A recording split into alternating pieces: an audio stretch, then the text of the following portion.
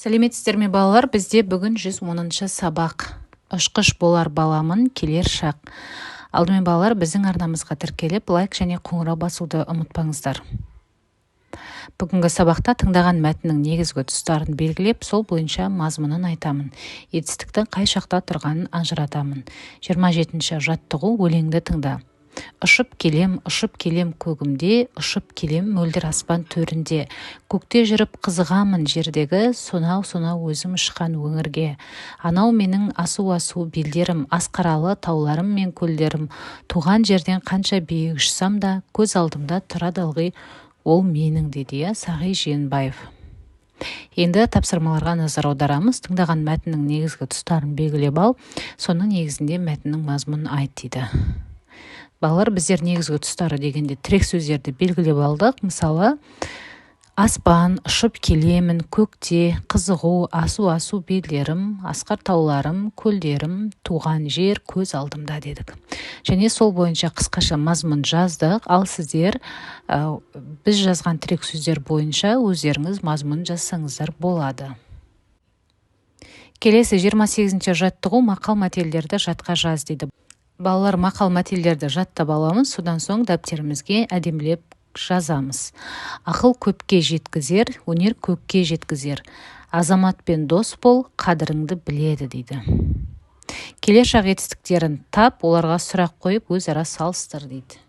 Бұл жерде келер шақ етістігі жеткізер, не істер деген сұрақ қоямыз, және біледі, не істейді деген сұрақ қоямыз.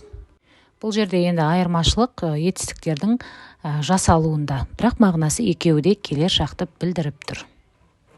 Келесі 29-шы жаттығу, берілген етістіктерді 3 шақта жаз дейді. Оқы, көр, ойна. Балалар, сіздер 3 шақты да өттіңіздер, қандай мағына беретінін білесіздер, сол бойынша жазып шығыңыздар. Яғни осы етістікті 3 шаққа қойып шығыңыздар. Сосын менің жазған нұсқаммен салыстыруларыңызға болады. Келесі 30-шы жаттығу, сызбаны пайдаланып етістіктің шақтары туралы білетініңді айт дейді. Етістіктің шақтары, яғни осы шақ, оның мағынасы қандай, өткен шақ, оның мағынасы қандай, келер шақ, оның мағынасы қандай жазамыз. 31-ші жаттығу, жұмбақты оқып шешуін тап дейді. Аспанда жүзеді, қанатын қақпайды, жерде де жүреді, бауырлап жатпайды дейді. Бұл жұмбақтың шешуі ұшақ. Етістіктерді тап, қай шақта тұрған айт дейді. Бұл жерде етістіктер жүзеді, қақпайды, жүреді, жатпайды, келер шақ. Жұмбақтың шешуіндегі сөзді қатыстырып сөйлем құра дейді. Балалар, ұшақ деген сөзбен сөйлем құраймыз. Мысалы, мен ұшақ Астана қаласына келіп қонды, әжем Алматыдан ұшақпен келді, ұшақ жерден 2 минутта көтерілді деген сөйлемдер жаздым. Сіздер осыған ұқсас сөйлемдер құрастырсаңыздар болады. 32-ші жаттығу, сызбаға қарап ойлан, содан соң өзің қорытынды жаса дейді.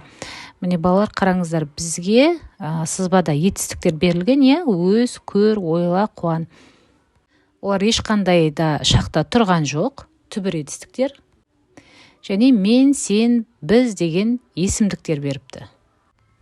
Енді балалар, осы сөздерді жіктейміз. Мысалы, бірінші жақ, мен өсемін, көремін, ойлаймын, қуанамын. Екінші жақ, сен өсесің, көресің, ойлайсың, қуанасың. Бірінші жақ көпше түрде біз өсеміз, көреміз, ойлаймыз, қуанамыз. Балалар, осымен сабағымыз аяқталды. Келесі сабақта кездескенше сау болыңыздар.